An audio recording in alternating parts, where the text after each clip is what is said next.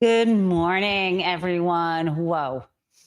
So there is a point when you cross into fascism, and it's hard to look back and know precisely when it happened. But as people are noting, we are there now. We are there now. And for me, my friends, the moment was when I heard that as part of the approval of that Skydance merger, CBS had to agree to install a government, a Trump government appointee to act as truth monitor. The truth monitor. To me, that was the moment. Or maybe I'm wrong. Maybe it was when they opened up the concentration camp in the Everglades. It was somewhere about there, but we all knew it was coming. But I think for many people, yesterday, August 25th, was the point of no return. August 25th, when Donald Trump makes clear that he wants to and will have the US government take a 10% equity stake in a business corporation, in a giant business corporation, Intel.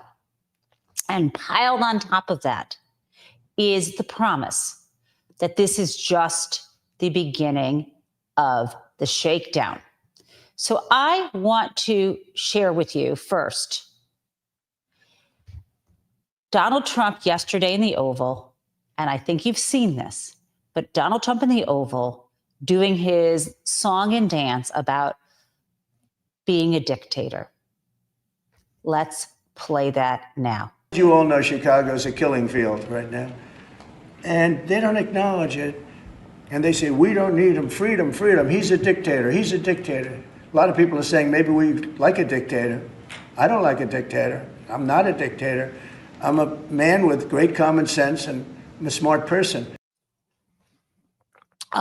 No, he's not a smart person. The professor he had at Penn said he was the stupidest goddamn student he'd ever had. I'm paraphrasing. And he has terrible sense. All he has is an urge to power, a lot of money, the backing of the mob at one point and or Russia, kind of that, and no conscience. That is who he is. Perfect recipe for a dictator. And on today's thumbnail, in which I show myself and my dear friend, Greg Ollier, who will be coming on at 9:15, drinking a cup of coffee to indicate, yes, it's early in the morning, guys, and I'm going right for the fascism. In the center of the thumbnail was a black and white actual photo of Donald Trump that I just made black and white with a kind of Hitler mustache. Why? Why that? And the title, The Dumb Dictator? Because I am referring to Charlie Chaplin's brilliant film that came out in October of 1940, right? About a year after the invasion of Poland by Hitler, right? 1940, in the midst of the Blitzkrieg, when London is being bombed, when actually my paternal great-grandfather was in his office at Vauxhall Motors, where they were building eventually the Churchill tank. It was a division of GM, and the bombs dropped on the factory, and he was blown out of his office door, and he lived. It's all good. Otherwise, I wouldn't be here. But spoiler alert. But I want to share with you a clip, first the trailer and then a clip from The Great Dictator. I've got two agendas here. One, I think it's good to laugh. And I think laughter helps us. But laughter is not going to stave off what is to come. And there's only one way. So let me show you that, starting with the trailer. And we will go from there. Here we go. So again, if you're just joining us, I'm going to show you the trailer from Charlie Chaplin's brilliant, innovative film, The Great Dictator, that came out in 1940. Okay, and here we go. You of anything? Sorry, guys, let me just start that again. Does this remind you of anything? Why, I bet you recognize him, too. It's Charlie, the wonderful, the extraordinary Charlie Chaplin. By a strange trick of fate, the ruthless dictator and Charlie resemble each other like two peas in a pod, except that while Adenoid Hinkle makes millions of people tremble, Charlie makes them die of laughter.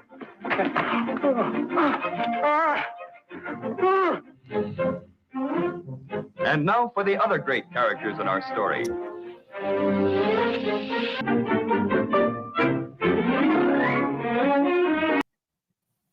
So that's the trailer. Trust me, I want to show you more. Let me tell you that Chaplin in this film plays a guy, a Jewish barber, who for some reason looks just like this guy who's built on Adolf Hitler. It also is, he decided to do this, kept it under wraps for 2 years as he was making this movie. So he began making this, writing this in 1938. This is how prescient the comedians are in our world. So let me show you one of my favorite scenes from that film. This is going to become relevant in my discussion. And I think we should now call Stephen Miller hair garbage. That is what I recommend. Okay, and here we go. One more scene. So you get the idea there. That was the character who was supposed to be the real Hitler guy. And then later, it gets to be a funny mix-up, of course, a farce where Charlie Chaplin is confused for this man and ends up giving this beautiful final speech, almost straight to camera, condemning authoritarianism, condemning fascism. We are there, my friends. And as you know, things didn't end in 1940. So not to be an utter downer, but I think that's where we are. And I've got a couple more things I want to share with you to cheer you up. First, we have a constituent, a Republican, who voted for Donald Trump, who was at a town hall and just said it like it is. Let me play this for you. Great-great-grandfather helped open this university. I am pissed, and I'm pissed at you because I have emailed you because it's easier for me than to try to talk on the phone without profanity. I would appreciate you taking your father's U.S. Constitution book, read it, study it, make your own lines underneath it, and get Trump out of office. The man is a dictator. He knows nothing about what he talks about. I listened to him for about a half hour today, and I got sick at all the lies he brought up. Now, I'm about ready to lose my farm. Do you know why? I'm sure you don't know why. Lose your what, sir? Farm. Farm? Yeah. Why is that, sir? Because Missouri does not have wills. They have trust. They have legal zigzags. Okay, I'm going to step back from that as that man deals with trying to maintain the farm and his family to point out that this is somebody who is pushing back against his congressman about Donald Trump. That's good, not enough. Now, one last thing before I bring Greg on. I'm sure you've seen this. It was spectacular. We had Governor Pritzker from Illinois telling Donald Trump, don't try me. Don't come to Chicago. Here I go. Donald Trump wants to use the military to occupy a U.S. city, punish his dissidents, and score political points. If this were happening in any other country, we would have no trouble calling it what it is, a dangerous power grab. Look at the people assembled before you today, behind me. This is a full cross-section of Chicago's leaders from the business world, the faith community, law enforcement, education, community organizations, and more. We sometimes disagree on how to effectively solve the many challenges that our state and our city face on a daily basis. But today we are standing here united, in public, in front of the cameras, unafraid to tell the president that his proposed actions will make our jobs harder and the lives of our residents worse. Earlier today in the Oval Office, Donald Trump looked at the assembled cameras and asked for me personally to say, "Mr. President, can you do us the honor of protecting our city?" Oh, God. Instead, I say, "Mr. President, do not come to Chicago."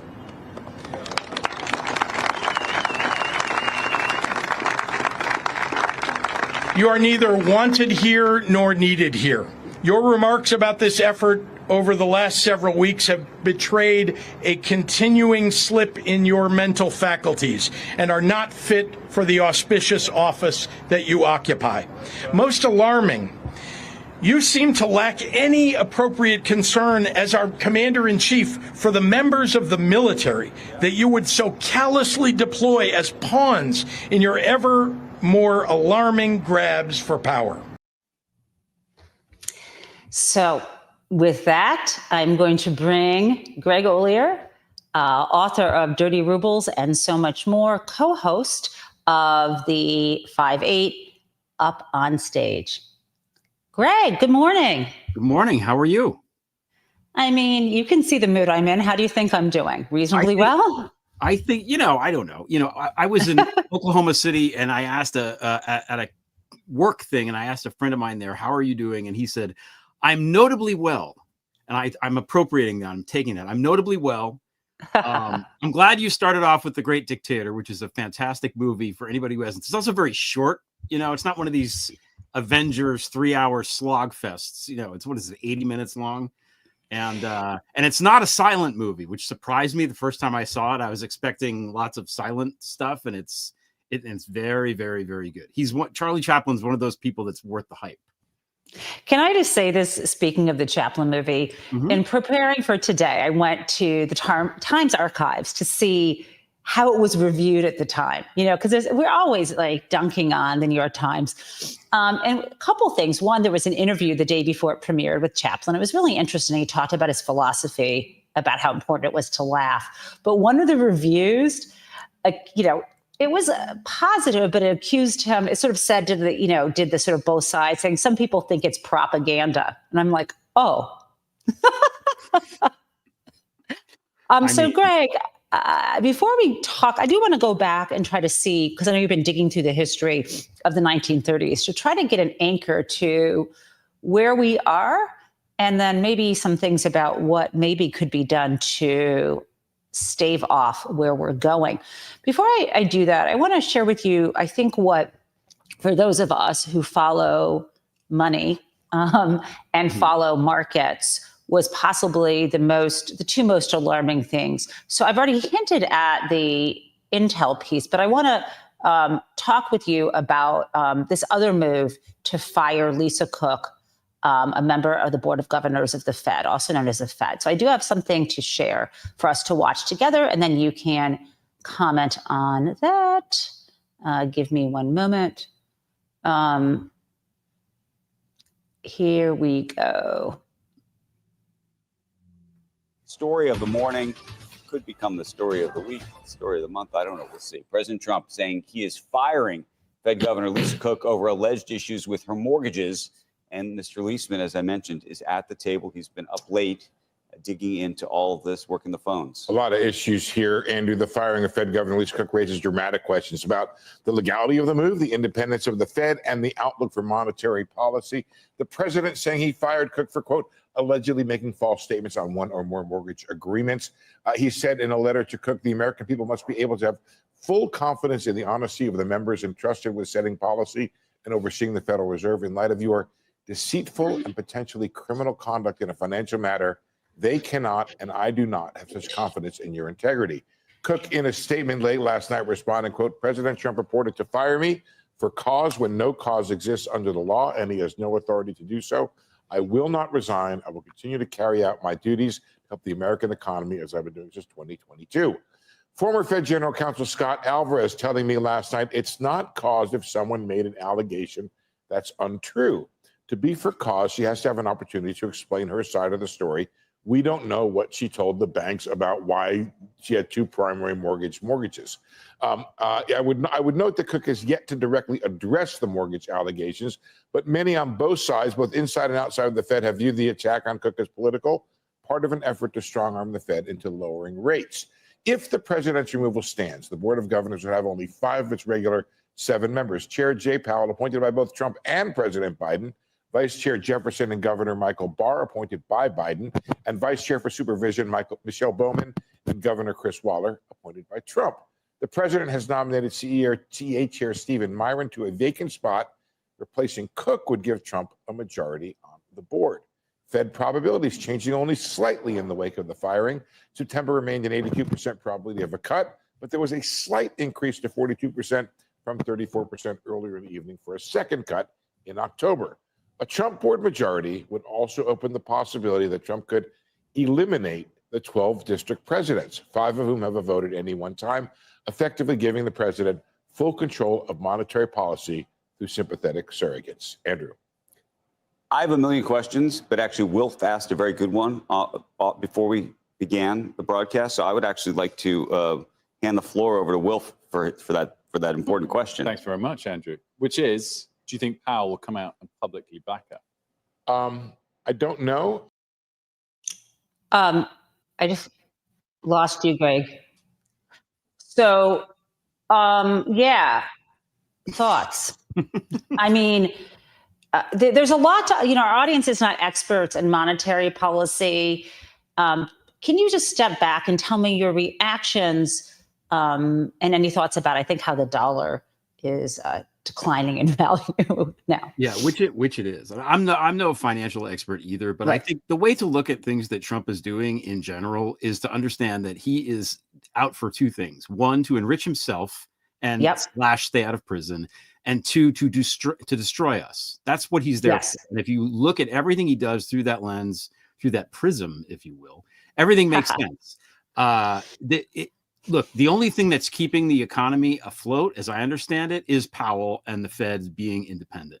If it stops being independent, the stock market will crash, and we are all. Can I swear? Am I allowed to swear? I don't know. Fuck yes. We are fucked if that happens. Yes. So this is a big deal. Like I did not know who Lisa Cook was until an hour ago, whatever. I parsed through his statement about the trust in her, whatever it was. And what he's really saying is, I am firing you because you're a black woman and I don't like black women. I mean, that's obviously a thing, right? Like he's horrible in that way. But we're very, very precarious right now. I think that, economically, anybody that's been shopping at all recently knows this. All of his stuff doesn't work. Tariffs are idiotic. Anybody knows this.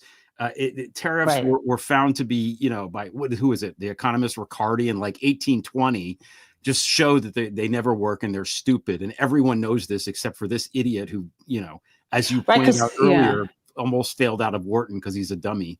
I think he just likes the word tariff and he likes to say it. And there's also, again, I'm not a market expert, but markets like certainty.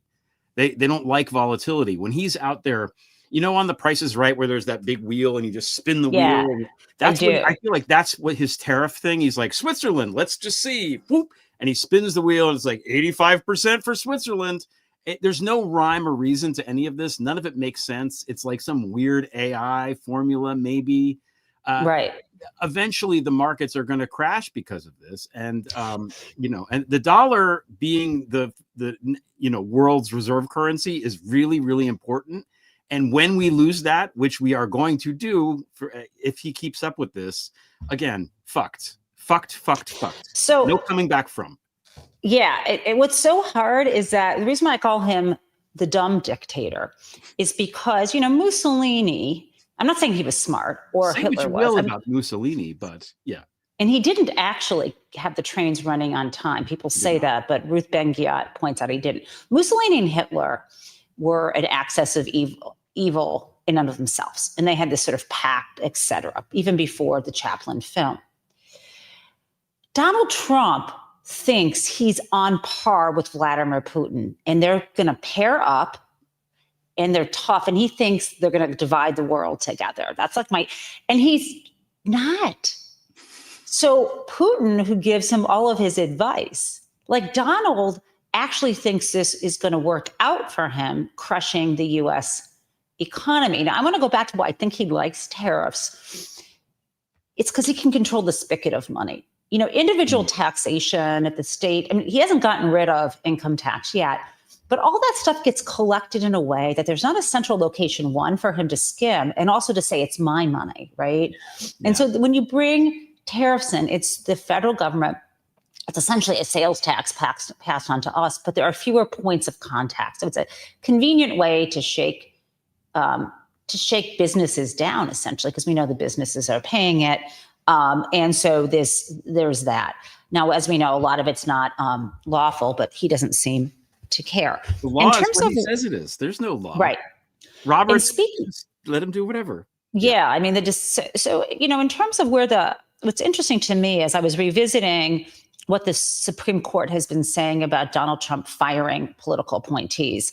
And if you've been following this gets super in the weeds, but I'm going to keep it at the highest level, which is so far when employees, like agency heads and so on, are being in high level agency employees like, National Labor Relations Board or, what is it, the FTC or what have you, when they have been fired by Donald Trump and it hasn't been for cause. They have gone to these cases have gone up to the Supreme Court because employees or these leaders of these agencies have heretofore been able to lean on a famous Supreme Court called Humphrey's Executor. Bottom line is they've been able to say, look, the Constitution allows for us to be insulated from the president firing us at whim. We're protected. We can only be fired for cause. The Supreme Court did not agree with that. So there's this case that had just come down where the Supreme Court said, no, this is a case involving someone who was a member of the National Labor Relations Board. And the Supreme Court decides, we're not going to protect you. It was called Wilcox. It just came out in May. And Greg, I hope I don't bore you, but the famous part of the case was the court saying, we're going to let, because this employee Wilcox said, stop it. I want to keep coming to work.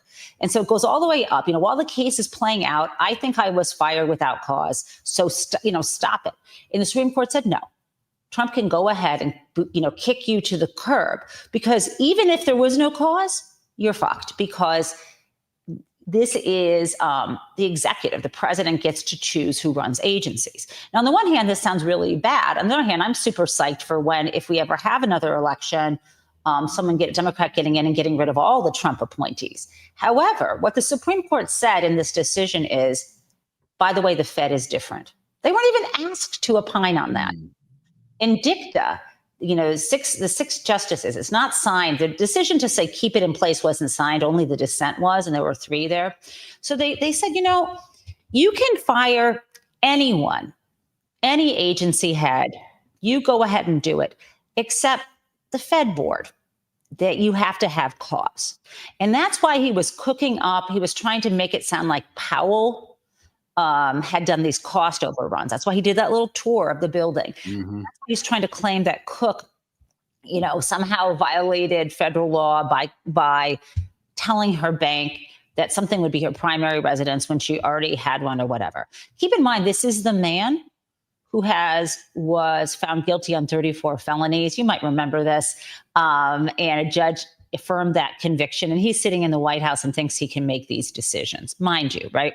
So this is why this emphasis on Lisa Cook saying there is no cause matters. Because if she were in any other position, she wouldn't have a hope in hell. And this comes from that case. So what really is going on here, too, is going to be a showdown about whether what's going to happen. When she, is the Supreme Court going to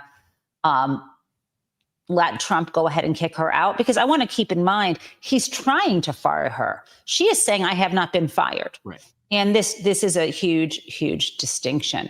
The other thing I want to bring up is what's going on with capitalism. Do you remember Zoran Mandami, the candidate who miraculously and with incredible, tremendous results and support from the public won the Democratic primary in New York? You know that guy. I've heard tell of him. Yeah. You've heard tell of him. So you remember how the corporate news media and even Democrats, I hate you, Hakeem Jeffries, were complaining that he had pie in the sky ideas and how dare he even have a city-owned grocery store to help people eat. Remember how that was socialism? Mm-hmm. And by the way, he says he's a socialist, but that is somehow evil. Well, let me point out that Donald Trump, just as you know, took a 10% stake in Intel. So I'm going to share with you this clip about what is happening next. Is it going to stop at Intel? Wants to buy a 10% stake in Intel. That company says it's going to now basically have U.S. taxpayers as a shareholder, own 10%. As a conservative, do you think that the government should have ownership stakes in private companies? Generally speaking, no. I think when you look at prior history, when we've had, for instance, the bank bailouts, when we've had the auto bailouts, in the aftermath of the collapse of the market in 2008, the American taxpayer really didn't get a return on that. I think what the president is seemingly trying to do is get a return on these tens of billions of dollars. I hate that guy so much, by the way. Lawler, he's awful. He's just awful. Sorry. I like that. One of the worst. He's one of the worst. I don't know enough about high finance to know if that's good or bad. And I think nominally I am a socialist, so I'm kind of maybe okay with, but it's just hypocritical. Well, that's what's interesting. I mean, so let's take that turn. I'm so glad you said that. When you say nominally I'm a socialist, I just want to point out, because I was teaching my first day of corporations class yesterday, and in the United States, corporations evolved to where they are now, right? There was a time, you probably heard this, when if you wanted, first of all, even today, to establish a corporation, even a parent corporation and all of its subsidiaries, you have to go to state, you create it under state law. It's a pretty simple process now. But in the early 1800s, right after the United States came into being, if you wanted to have an enterprise, a corporation that could enter into contracts, you actually had to ask the state legislature. So, for example, one of the earliest cases involved a corporation established in Massachusetts, in the Commonwealth of Massachusetts, because they wanted to build the first bridge over the Charles River. I know this is obscure, but you need bridges over the Charles. You can't swim across it, right? You can row down it. But so in order to be able to set up a corporation that would enter into contracts to do that and hire people and so on, they had to actually go to the legislature up on Beacon Hill, if it was there at that time, and get a charter. And the charter was for a specific purpose, for a specific duration. And then things evolved over time to these general purpose statutes where you could, they would say, well, you can do any kind of manufacturing, like New York had that. And then pretty soon it was any lawful purpose. And then pretty soon it was, well, the owners of the corporation would never be personally liable for the obligations of the corporation should it go bust. If someone gets injured and the corporation doesn't have enough money in the bank to pay them, if the corporation breaches a contract and it goes broke, if you and I were the investors, we'd be like, we already paid our 100 in to buy our shares, goodbye, right? And so that limited personal liability was what happened. And so by the time you get from the 1800s to the early 1900s, this is sort of like the industrial era, the railroad, steel, all this stuff. You were able to attract capital, build up big businesses, and corporations had tremendous, tremendous power. What I see now, and that was revolutionary at the time, what I see now is a new moment of industrial policy that's revolutionary. Now, I don't, it doesn't sound great because Donald Trump says he's doing it.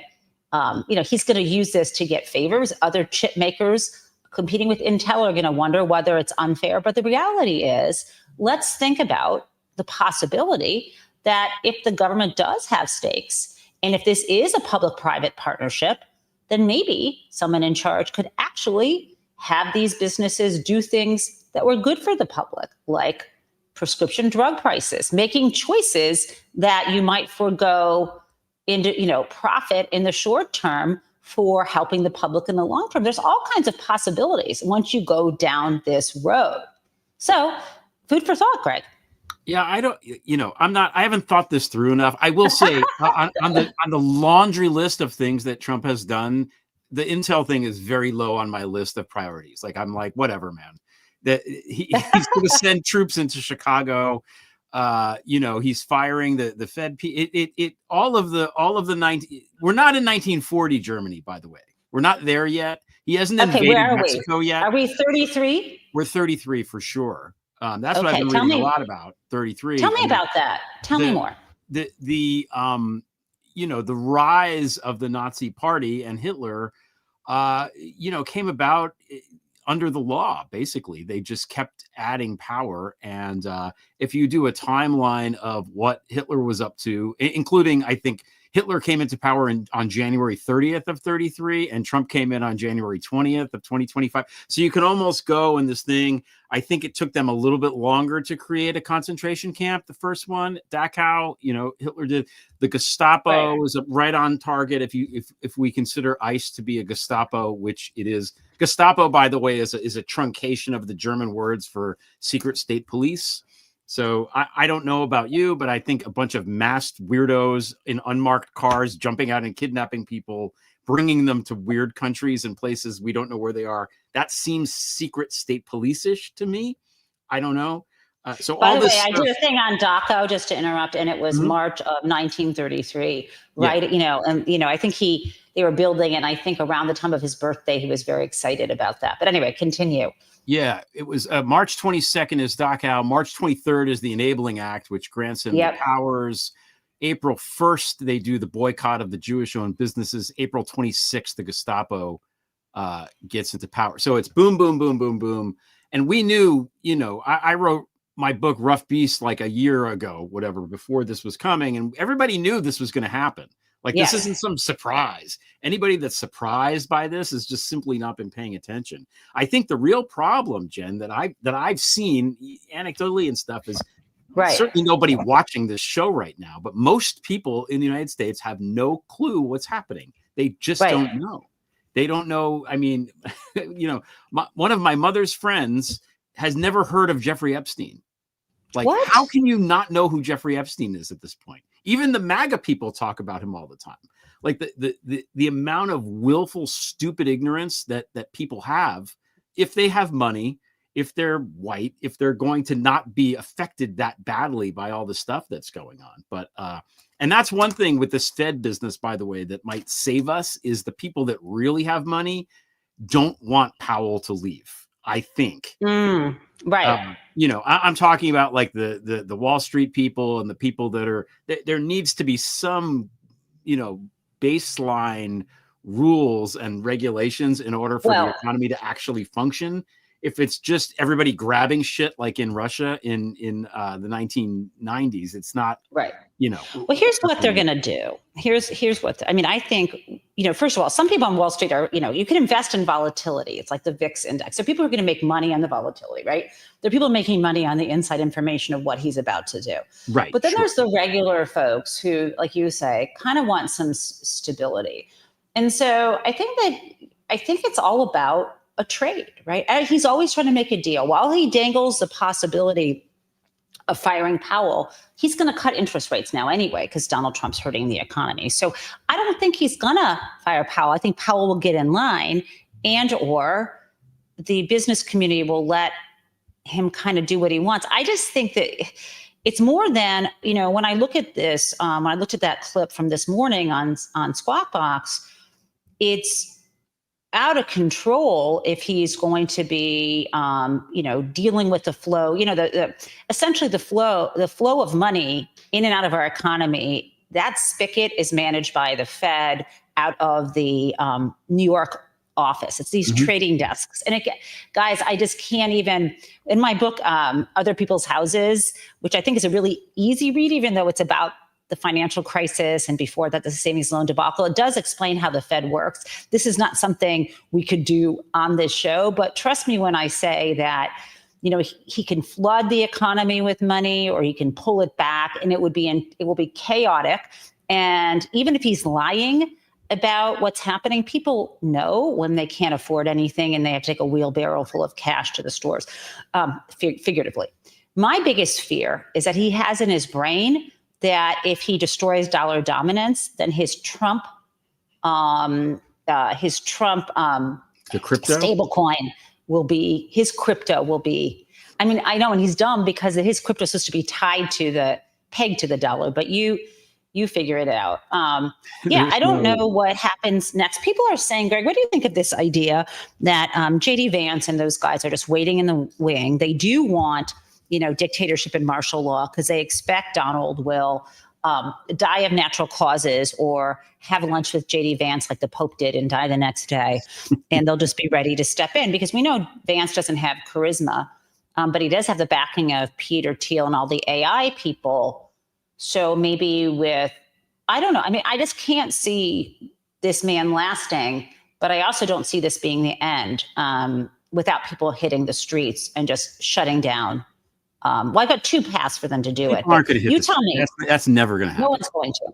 Yeah. What about this? A pipe dream.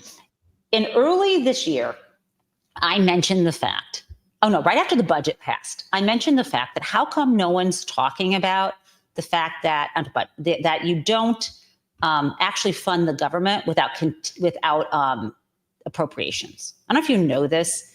Okay. So the budget passed for next year. I mean, he passes his budget, but no funds get released until Congress in the separate committees, the appropriation committees, pass the legislation. And there is no reconciliation. This has got to go to all of the House and the Senate, and they still need to get 60 votes in the Senate. So in past years, and you saw it last March, when you cannot get to 60, a so-called continuing resolution is passed, right? The budget for this year is done September 30th. In March, even though Donald was opening up the concentration camp and pulling people off the street, having people pull people off the street, masked agents and so on, sending people out of the country, he still said it was a good idea to have the Democrats support the continuing resolution. I've heard bupkis since the budget passed, nothing from the Democrats about what they're going to do in September. There are mixed views. I think Dems should hold the line and shut the government down, even for a period of time. Others think, you do that, then that's going to create the Reichstag moment and there'll be troops in the street. He's going to do that anyway. Yeah. I think we should shut the fucking government down and see what happens. But what do you think about that? I don't know if I'm right or wrong. Why haven't we heard anyone talking about we're not funding his government if he's doing this shit? Because the Democratic leadership is spineless and sucks. I'm going to go with that. I think in Congress anyway. There's no plan. Like, remember when Cory Booker did that filibuster or whatever it was when he just talked? God, yep. And how great that was. And then now nobody's done anything since then. Like, it's just it's worse than that. He did that, and then he voted for the so-called Genius Act, which is a giveaway to the crypto crooks. I mean, I have studied very carefully what it does, the stable coin. I mean, whatever. I mean, this is my area, as you probably know. Yeah. And it didn't have to pass that way.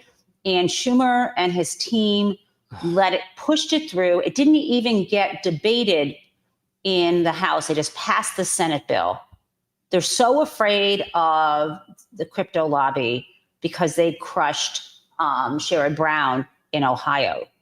So I don't know. It's not just Trump, is the problem here. Google Chuck Schumer Studio 54, and what pops up is a lovely picture of him going to Roy Cohn's birthday party. So these people have known each other forever. What?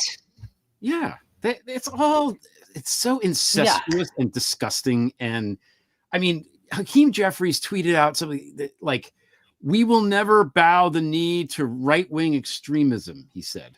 What is that? What does that even mean? It's so abstract. Right-wing extremism. No, these are fascists. They're not there. They are Nazis. Stephen Miller is a Nazi. You know, you wanted to call him hair garbage. I think we should call him no hair garbage. But yes, either way. Oh, that's so funny. Hair garbage. Yeah. Oh my God, that's so funny. I didn't look at the double entendre right there. But like, oh my God. Like they have not been taking it seriously at all. It's none of them going back. Not Obama. Hold on, one sec. Though, hold on. Kamala Harris literally said over and over again, if Donald Trump gets in power, he will turn the military against the people on the streets. And people said she's lunatic. She said it. Hillary said he was going to be Putin's puppet, and he is. Like, they've been right about things, but where's the power? Where's the will to try stuff? Just that the one thing. What would you do? I'm anointing you. Well, I know the governors have more power because they don't have the Democratic machine, right? So that's why we're seeing Pritzker and we're seeing Newsom, right? What would you do? What position? Yeah. Okay. Newsom, Hochul, Pritzker. That's three of the largest economies of states in the United States that collectively are a vast amount of money. Just stop giving money to the federal government. We're not giving you any money anymore. Just stop. Just do something. I don't know. You know about this more than I do. Whatever the mechanism of that is. Someone wrote about it the other day, a soft secession. Like, deny them funds. You said, like, Trump controls the spigot. Fine. Don't give him any more money. Just don't. What are they going to do? Are they going to invade New York? Because you brought up The Great Dictator, but the other movie from 1941 that everybody should watch because it's completely always relevant is Casablanca, in which he says, I love it. There are certain sections of New York, Major, I wouldn't recommend trying to invade. And I go with that. But something like that, something to disrupt this is not only is this a minority movement, it's a minority movement of impoverished states. This is like the money that's in the country is in blue areas. Almost it's in the cities, it's in the urban centers who are almost overwhelmingly blue. So why are we letting these dipshits run roughshod over us? There needs to be some union together. And I think that the attorneys general in the Democratic states are working together and they are doing this, and this is in motion.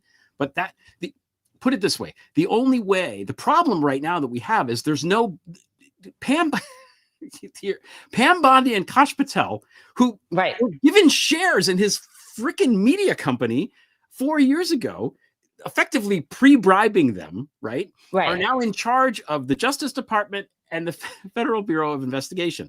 No one is going to get investigated or arrested in Trump's orbit. Period. Right. It's not gonna, so if they do, the states can do something, right? Because right. That's the only people that can, and that's where we have to. This is so true. Anything that goes through New York is a state crime. Tish James can indict, and she'll do it. That's why they're going after her.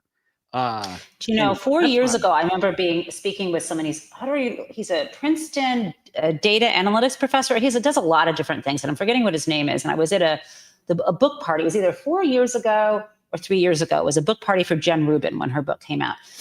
And it was chilling because he was like, the only hope right now is at the state level. Like, he was looking at all the numbers and, maybe we have 10 years or it's over.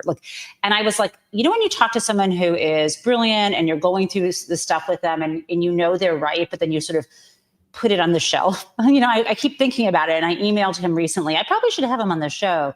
But yeah, I think you're right.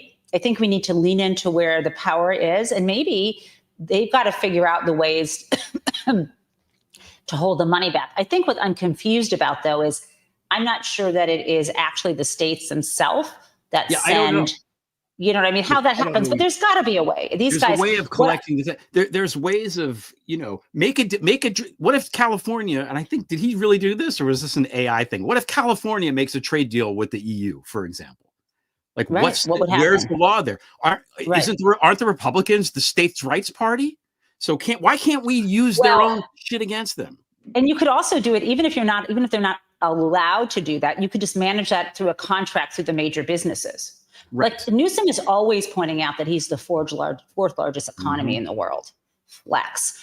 Ian Pritzker is getting all don't fuck with Chicago. And we know Chicago's backstory. So look, like, I feel like that's what's happening. I think you might wonder, I'm in Michigan now, why our governor isn't doing something. Well, she's termed out, right? Governor Whitmer is termed out, and we have a big election coming up. And I'm not sure where that's going to head. But, you know, one of these things, unfortunately, is that we've got, you know, people in the Democratic primary, right? And then we've got some random Republican. But there's also our current mayor of Detroit, Mayor Duggan, is running for governor, but he's an independent, and he's going to run on the independent ticket, and he's beloved. Ridiculous. That's no, but he's beloved, and I think the problem is the same people who Jocelyn Benson's running too, and there are people who I know are giving to both candidates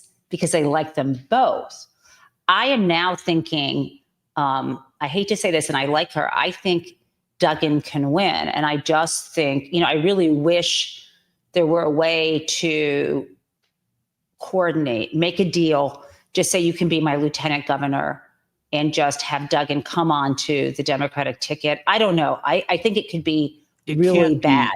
It's going to be one of these Jeopardy things where, you know, two people have all the money and then they knock each other out in Final Jeopardy, and the third person wins. It's going to be like that. That's insane to me.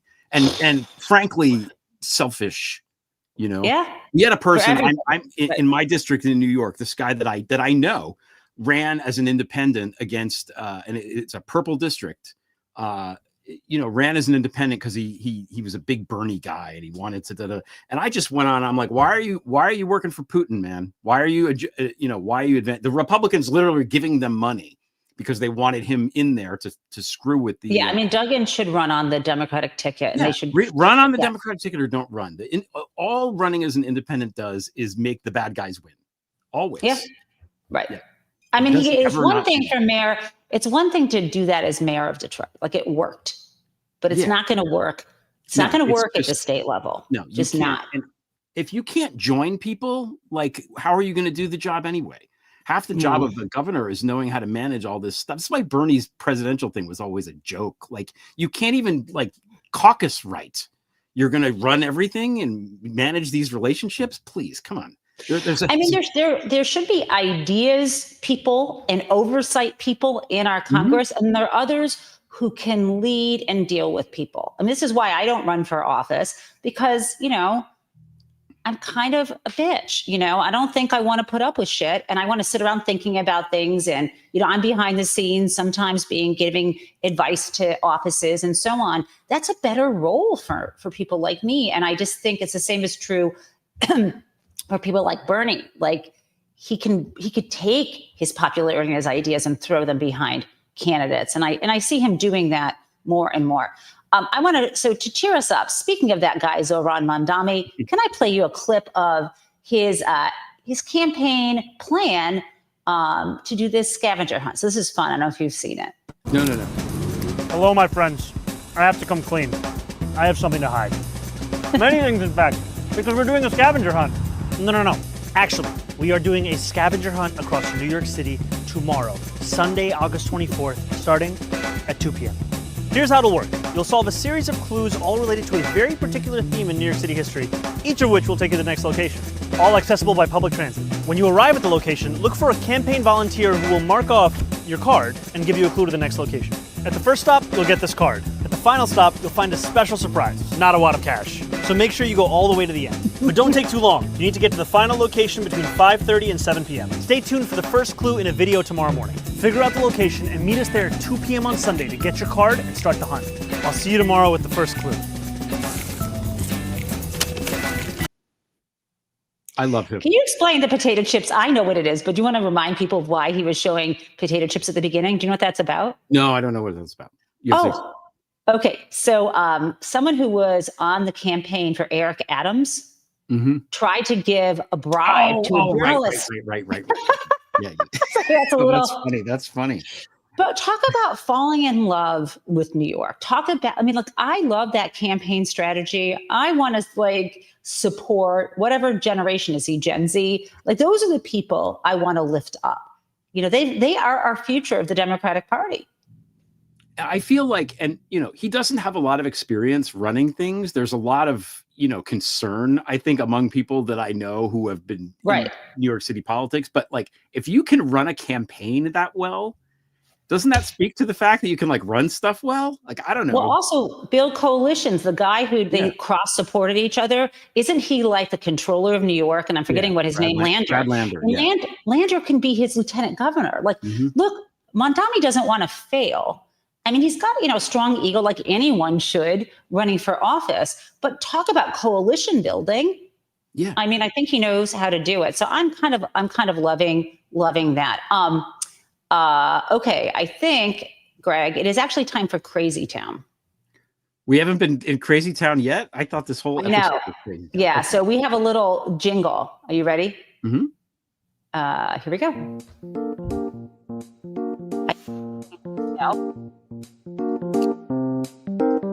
Okay, yeah, sometimes it's all Crazy Town all the time.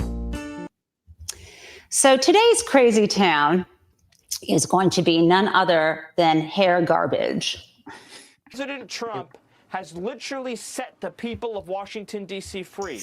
They're so happy now. They can just go out and live their lives, go to their favorite restaurant, go to their favorite bar, go to their favorite pool hall, go to their favorite park.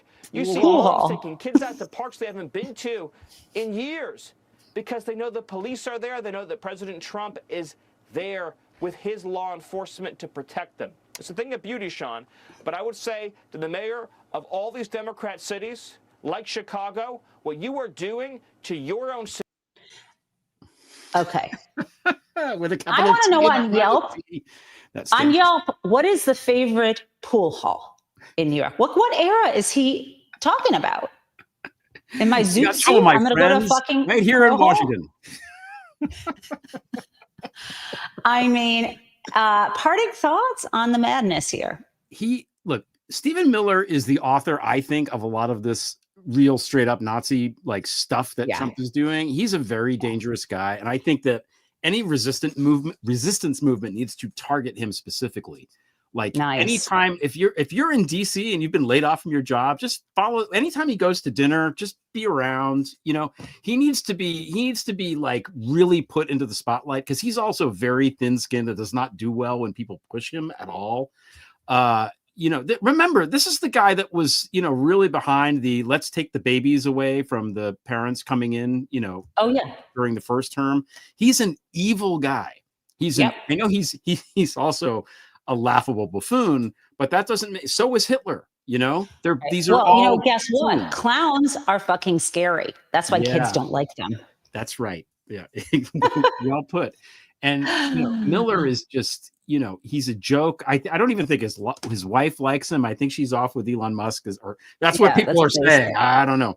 But like pool hall, he said the same thing in the Oval Office, but similar. He was like, people are wearing their watches again. And I looked up the DC crime statistics this morning just because I was writing a thing, and I actually used that quote in this thing I'm working on. And the number of homicides in DC when I was there in college is like 4 times higher than it is now. Not that, you know, yes, it's a city. It's dangerous at night when you're walking alone in an unsafe neighborhood. Duh. You know, there's things that you have to do to make yourself safe in a city. And also unbalanced freedom. I mean, we could all be really, really safe if we were locked in our homes and had no appliances around us and had police monitoring. But like a free society has some risk. You're more likely to die in a car accident in your fucking Uber than be killed in in DC if you happen to visit. But I got one thing left. It's not Crazy Town. It's a tribute to the Epstein victims. I like to talk about that every show. So I'm going to share this. This was a neighbor. I believe she is. I trust her. This is a TikTok video of a freelance journalist walking up to someone outside of Epstein's former home in New York. Been in the neighborhood for a long time? Yeah. And did you ever see any really rich and powerful people go inside this building? You want to know who I saw going in there? Mm-hmm. Everyone you've heard about. Really? Yeah. Did you see Bill Clinton going there? Who? Bill Clinton. Yep. Bill Gates. No. Trump. Yep. I think of the other ones. Andrew. Prince Andrew. You saw Prince Andrew going there. And what do you think the truth is about the Epstein files? Well, someone has them. Yeah. Maxwell probably would be the best source. But she'll stay put. Would you support Donald Trump if he were to give her a pardon to let her spill all the information? No. Because that means she's out of jail. She was definitely his partner. I believe that. And so you've seen people like Prince Andrew, Trump, the Clintons, a lot of other people walk inside this building. Yeah, well, you knew it. You know, they all come with security guards who park here or stand out here, so you can't miss it. And I saw plenty over the years. This is a long time ago now, before we knew what was going on. Just young girls. I mean, young. How old teenagers. were the girls that you saw go in? Well, because they were coming from schools. They were coming from public schools. Really? So they were high school age. Wow, so you saw a bunch of high schoolers going inside You here. could tell. I always come this way home, and you'd cross the street, and maybe on the far corner there'd be two girls. Now, don't get nervous. It's going to be all right. He's really a nice man. You know, he promised people that didn't know people like this exist in a gorgeous house like this. They didn't know he was going to abuse them. He said, "Oh, you're so beautiful.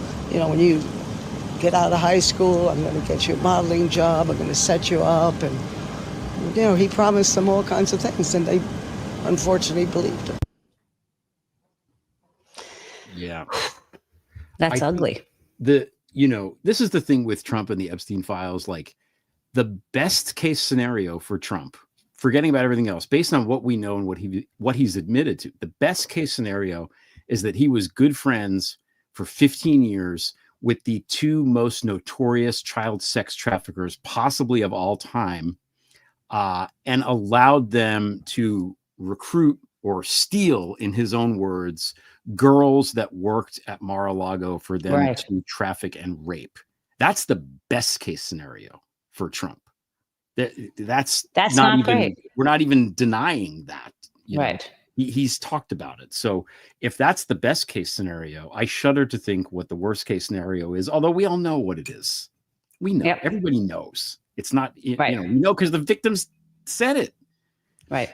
That's it. Well, Greg, thank you. I'm going to have you come back, and I'd love to hang out with you guys on a Friday night. It's always so much fun. Mwah. Have a good day at work. Thanks for having me. I appreciate it. I do too. Sorry. Gotta figure this out.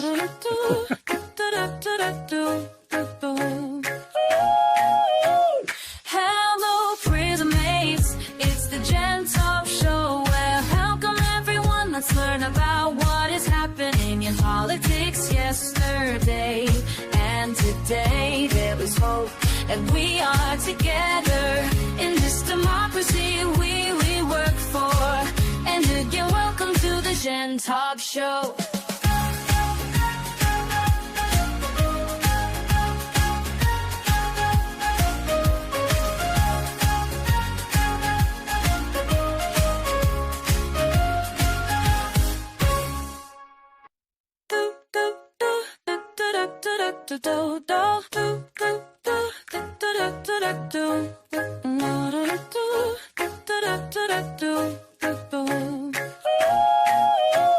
Hello, prison mates. It's the Gen Taub Show. Well, welcome everyone. Let's learn about what is happening in politics yesterday and today. There is hope, and we are together in this democracy we work for.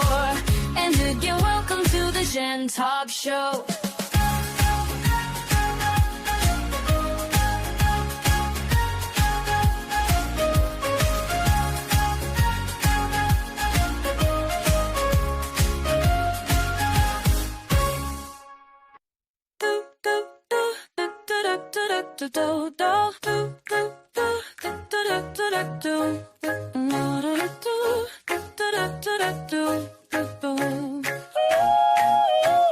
Hello, prison mates. It's the Gen Taub Show. Well, welcome everyone. Let's learn about what is happening in politics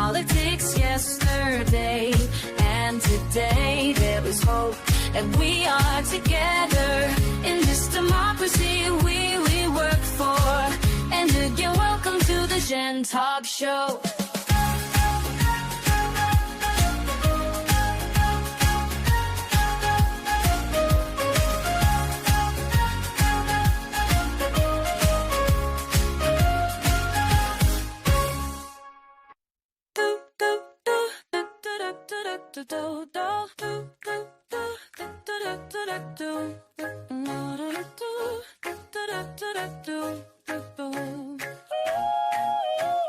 Hello, prison mates. It's the Jen Taub Show. Well, welcome everyone. Let's learn about what is happening in politics yesterday and today. There is hope, and we are together in this democracy we work for. And again, welcome to the Jen Taub Show.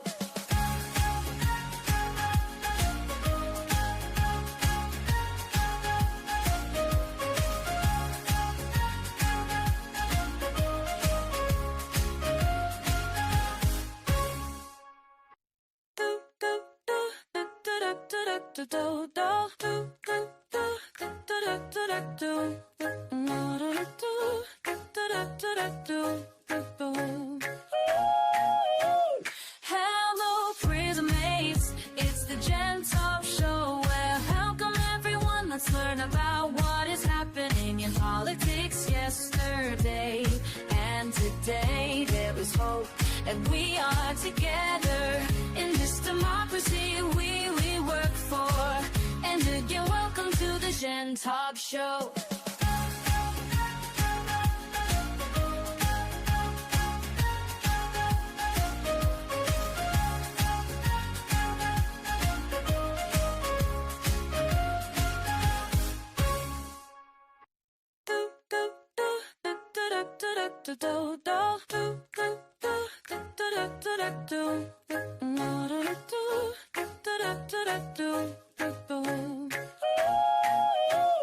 Hello, prison mates. It's the Jen Taub Show. Well, welcome everyone. Let's learn about what is happening in politics yesterday and today. There is hope, and we are together in this democracy we work for. And again, welcome to the Jen Taub Show.